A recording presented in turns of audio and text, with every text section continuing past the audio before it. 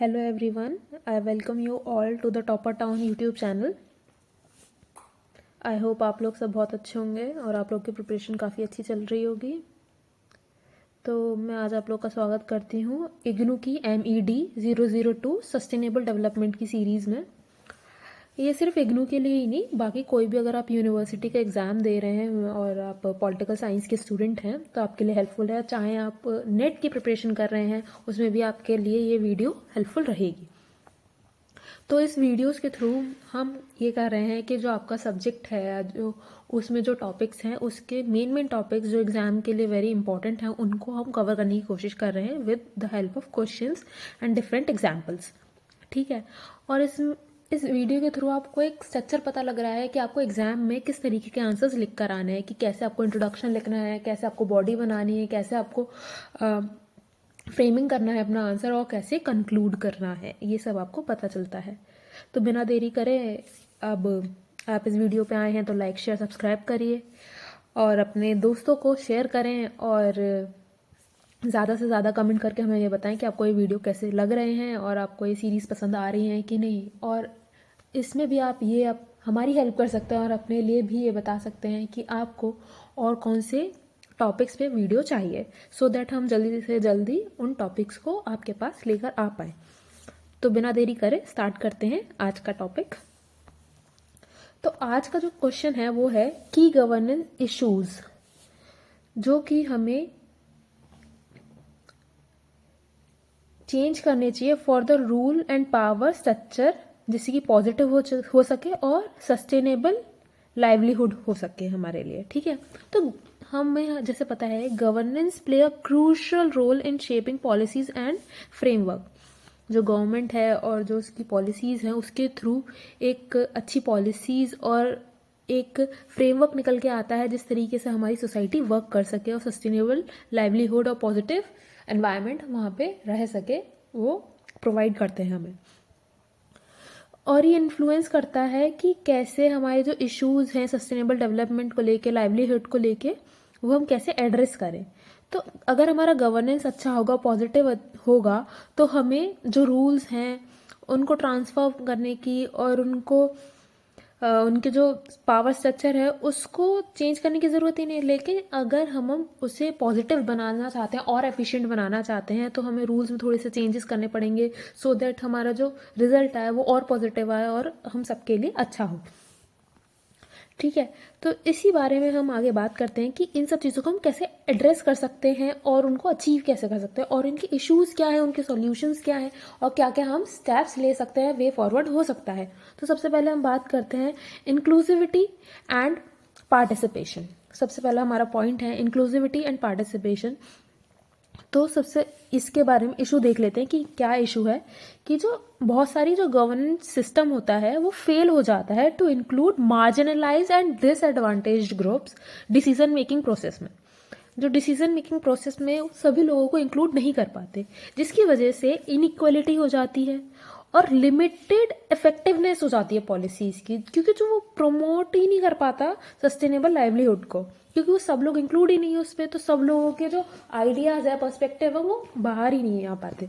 इसके लिए हम सोल्यूशन क्या निकाल सकते हैं कि हम ये इंश्योर करें कि सब लोग उसमें इंक्लूड हो, सब लोगों का ब्रॉड पार्टिसिपेशन हो गवर्नेंस में, जिससे कि इक्विटेबल एंड सस्टेनेबल आउटकम आ सके हमारे पास। तो इसके लिए हम क्या क्या कर सकते हैं?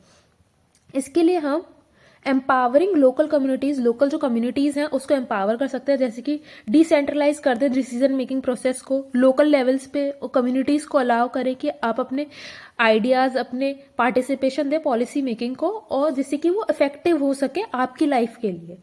ठीक है। फिर उसके बाद हम प्रमोशन ऑफ जेंडर इक्वलिटी को प्रमोट कर सकते हैं वुमेन और जो मार्जिनलाइज्ड ग्रुप्स हैं उनको एक्टिव पार्टिसिपेशन के लिए हम लोग प्रेरित करें कि आप अपना डिसीजन मेकिंग प्रोसेस में आप लोग भी पार्टिसिपेट करें।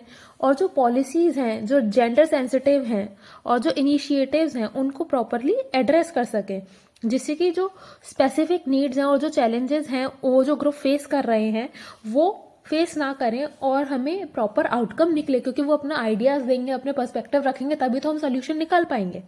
ठीक है, अब हम दूसरे पॉइंट पे आते हैं। दूसरा क्या प्रॉब्लम हो सकती है, ट्रांसपेरेंसी एंड अकाउंटेबिलिटी। इसका इशू क्या है इस वाले पॉइंट पे कि करप्शन और lack of transparency undermine governance system leading to misallocation of resources, inefficiency and reduce public trust. This issue can impede efforts to achieve sustainable livelihood. जो corruption है, ट्रांसपेरेंसी नहीं है उस गवर्नेंस सिस्टम के अंदर, उसकी वजह से जो रिसोर्सेज हैं वो प्रॉपर तरीके से लोगों तक पहुंच नहीं पा रहे और पब्लिक का जो ट्रस्ट है वो रिड्यूस होता जा रहा है, और जिसकी वजह से सबसे ज़्यादा हैम्पर हो रहा है सस्टेनेबल लाइवलीहुड। इसका सल्यूशन क्या हो सकता है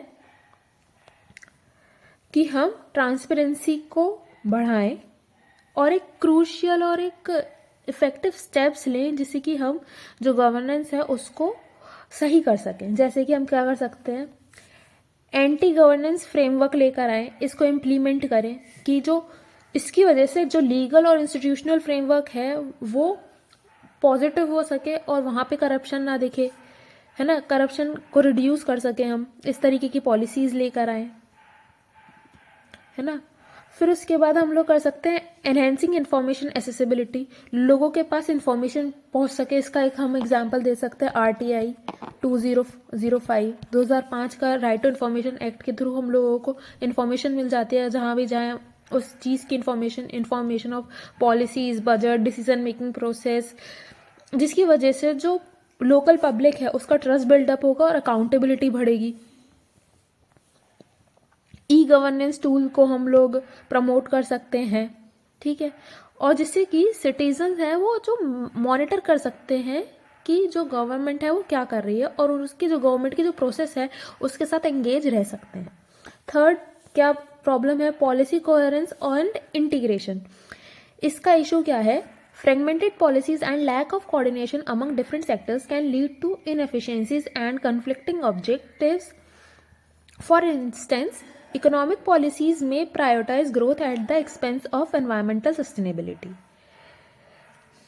अब जो पॉलिसीज हैं वो तो अपने तरीके से गवर्नमेंट सही बनाती है, पर जो कोऑर्डिनेशन है वो डिफरेंट सेक्टर्स में नहीं हो पाता, जिसकी वजह से हमें प्रॉपर प्रॉब्लम और उसका सल्यूशन नहीं मिल पाता और एट द एंड हमारा जो एनवायरनमेंट है उस पर इफेक्ट पड़ता है। उसका सल्यूशन क्या है, हम लोग क्या कर सकते हैं कि हम लोग aligning policies across sectors, different sectors को हम लोग इन्वॉल्व करें, सबको इंटीग्रेट करें, उनके अप्रोचेस और उनके आइडियाज़, उनके प्रॉब्लम्स, उनके सॉल्यूशंस हम लोग देखें, उसके बाद हम एक सोल्यूशन निकालें तो हम लोग एक अच्छा पॉलिसी जो कि एनवायरमेंटल फ्रेंडली हो, इकोनॉमिक फ्रेंडली हो, सोशल पॉलिसी ऐसी हो जिससे कि हम म्यूचुअल एक डिसीजन पे आ सकें, ऐसा काम करें, ठीक है।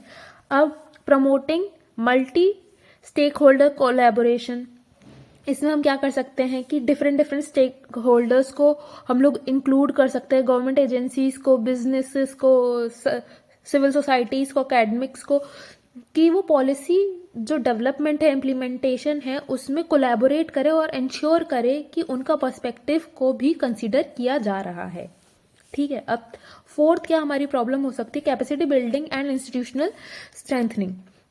इसका इशू ये है कि वीक इंस्टीट्यूशन होगा तो उसकी वो कैपेबल नहीं होगा, कि उसकी कैपेसिटी नहीं होगी कि वो इफेक्टिव गवर्नमेंट ला सके, इम्प्लीमेंट कर सके अगर कोई पॉलिसी है तो। सोल्यूशन क्या है, building institutional capacity and strengthening governance framework. इसको हम लोग कैसे कर सकते हैं कि कैसे हम लोग इंस्टीट्यूशनल बिल्डिंग करें और जो गवर्नेंस है उसका जो फ्रेमवर्क है उसको स्ट्रॉन्ग कर सके। कैसे कर सकते हैं हम लोग, इन्वेस्टिंग इन ह्यूमन रिसोर्सेज, मतलब हम लोग इन्वेस्ट कैसे करें, ट्रेनिंग में, उनकी स्किल डेवलपमेंट में, जो पब्लिक ऑफिशियल्स हैं और जो लोकल लीडर्स हैं उनको हम लोग ट्रेनिंग दें, उनकी जो स्किल्स हैं उनको बढ़ाएं, जिससे कि वो पब्लिक के लिए जो डिसीजंस ले रहे हैं वो अच्छे हो सके और उनके जो इम्प्लीमेंट होके इफेक्टिवनेस काफ़ी अच्छी निकल के आए, ठीक है। जो जैसे कि अगर हमने कोई पॉलिसी बनाई है तो उसका पॉलिसी का एनालिसिस होना चाहिए, उसकी स्ट्रैटेजिक प्लानिंग होनी चाहिए, जो स्टेक होल्डर्स हैं उनको हम लोग को इन्वॉल्व करना चाहिए उस पॉलिसी के अंदर। स्ट्रेंथनिंग इंस्टीट्यूशंस, वो हम कैसे कर सकते हैं, building robust institution that are capable of managing resources enforcing regulation and delivering services is essential for effective governance. हम लोग ऐसे लोगों को लेकर आए जो कि कैपेबल हो रिसोर्सेज को मैनेज करने में, और जो रूल्स और रेगुलेशन है उसको मतलब अच्छी तरीके से इम्प्लीमेंट करें, डिलीवर करें सर्विसेज को। और वो कैसे हो सकता है? अगर हम इंसान को, एक ह्यूमन बीइंग को, अगर वो एम्प्लॉयड है गवर्नमेंटल सेक्टर में, तो उसको हम टाइम टू टाइम ट्रेनिंग दें, अपग्रेड करें विद द एनवायरनमेंट, और जो अब नई नई टेक्नोलॉजीज आ रही है, तो इससे गवर्नेंस है वो इफेक्टिव और पॉजिटिव हो सकती है। ठीक है। अब फोर्थ हमारा जो प्रॉब्लम है वो क्या है? Adaptability and resilience. इसका इशू है rapid changes in environmental and economic and social condition required government system to be flexible and resilient. अभी कह रहा है कि जो चेंजेस हमारे एनवायरनमेंट में, इकोनॉमिक और सोशल कंडीशन में आ रही हैं जिस तरीके से जल्दी जल्दी, तो उसके लिए हमारे जो गवर्नमेंट सिस्टम है उसको फ्लेक्सिबल और रिसाइलेंट होना चाहिए। इसके लिए सॉल्यूशन क्या है? हम लोग एनहेंस करें अडेप्टेबिलिटी, कि हम लोग पुराने ज़माने में ना रह के थोड़ा हम एडवांस भी हों, नई नई टेक्नोलॉजी सीखें और अपने अडेप्टेबिलिटी बढ़ाएं अपनी। ठीक है। तो इसके लिए हम क्या कर सकते हैं? Implementing adaptive management. ऐसा मैनेजमेंट लेकर आए कि वो अडेप्ट कर पाए, उसके अप्रोचेस ऐसे हो कि गवर्नमेंट के जो चेंजेस सर्कमस्टेंसेस हैं उसके साथ मर्ज होकर जो चैलेंजेस आ रहे हैं उसको फेस करना सीख पाए हम लोग। ठीक है। मॉनिटर करे और इवेल्युएट करे और to inform decision making and adjust policies as needed. जो पॉलिसीज है उसको इस तरीके से एडजस्ट किया जाए, इस तरीके से फ्रेम किया जाए कि वो पॉलिसीज उस तरीके से बनी हो। Building resilience, developing strategies to enhance the resilience of communities and system to shock and stresses such as climate change and economic crisis is crucial. This includes investing in infrastructure, social safety nets and disaster preparedness. अब building resilience का मतलब ये होता है कि हम लोग ऐसी स्ट्रेटजीज बनाएं, इस तरीके से कम्युनिटी बनाएं कि अगर कोई भी प्रॉब्लम आती है, स्ट्रेस का माहौल होता है, शॉक का माहौल होता है, और क्लाइमेट चेंज का अगर माहौल आता है या इकोनॉमिक क्राइसिस भी आ जाती है, उस क्रूशियल टाइम पे वो इस तरीके से डिसीजन मेकिंग कर पाए, लोगों की सेफ्टी कर पाए। इस तरीके से हमें इन्वेस्ट उन पर्पसेस में करना चाहिए। इंफ्रास्ट्रक्चर इस तरीके से लेकर आए हैं हम लोग, सेफ्टी रूल्स ऐसे निकालें, और डिजास्टर मैनेजमेंट को भी हमें प्रायोरिटाइज करना चाहिए। अब 6 पॉइंट हमारा क्या है, क्या हमारा सोशल चैलेंज है इसमें? Equitable resource distribution. जो रिसोर्सेज हैं और जो अपॉर्चुनिटीज़ हैं वो इक्वली डिस्ट्रीब्यूट हो, चाहे इंसान कोई भी इकोनॉमिक लेवल का हो, सोशल लेवल का हो, उससे कोई फ़र्क नहीं पड़ता, लेकिन उनको सस्टेनेबल लाइवलीहुड मिलना ही चाहिए। इसका सोल्यूशन क्या है? Equitable resource distribution. इसके लिए हम क्या कर सकते हैं? Implement social protection measures, providing social safety net such as unemployed को बेनिफिट्स मिले, पेंशन्स मिले, हेल्थ केयर, और जो वनरेबल पॉपुलेशन है और रिड्यूस करें इनइक्वालिटीज़ को, है ना, और टारगेट करें लोगों को जो मार्जिनलाइज्ड हैं, उनकी हम लोग हेल्प कर सकें। ठीक है। और हम लोग क्या कर सकते हैं? प्रमोट इकोनॉमिक अपॉर्चुनिटीज़ की हम लोग क्रिएट करें, इकोनॉमिक अपॉर्चुनिटीज़ को, जैसे कि हम लोग जॉब्स निकालें, एजुकेट करें, लोगों को ट्रेनिंग करें दे कि उनका एटलीस्ट स्किल डेवलपमेंट हो, सो दैट वो एटलीस्ट अपने लिए कमाकर तो खा सकें। ठीक है। ऐसी उनको लाइवलीहुड मिले। अब कंक्लूजन में हम लोग यही कह सकते हैं कि जो गवर्नेंस है उसके जो इश्यूज हैं, जिससे कि हम लोग रूल्स और पावर स्ट्रक्चर को हम लोग पॉजिटिव सस्टेनेबल लाइवलीहुड में कन्वर्ट कर सकें, वो इसी तरीके से हो पाएंगे जो चीज़ हम लोगों ने ऊपर डिस्कस करी है। इसी तरीके से हम लोग अपने जो एनवायरनमेंट है उसको साथ लेके और गवर्नमेंट की जो पॉलिसीज़ हैं उसको साथ लेके दोनों को चलेंगे, तभी हम लोग एक सस्टेनेबल लाइफ जी पाएंगे। ठीक है। तो ये हुआ आज की वीडियो के लिए। अगर आपको ये वीडियोस पसंद आ रही हैं तो प्लीज़ लाइक, शेयर, सब्सक्राइब। मैं आप लोगों के लिए जो हम लोगों ने पहले वीडियोस बनाई हैं वो प्लेलिस्ट में आप लोगों के कमेंट डिस्क्रिप्शन बॉक्स में शेयर कर दूंगी, सो दैट आप लोग और भी वीडियोस देख सकें। फिर मिलते हैं किसी नई वीडियो के साथ, किसी नए टॉपिक के साथ। तब तक के लिए stay tune, keep learning. Thank you.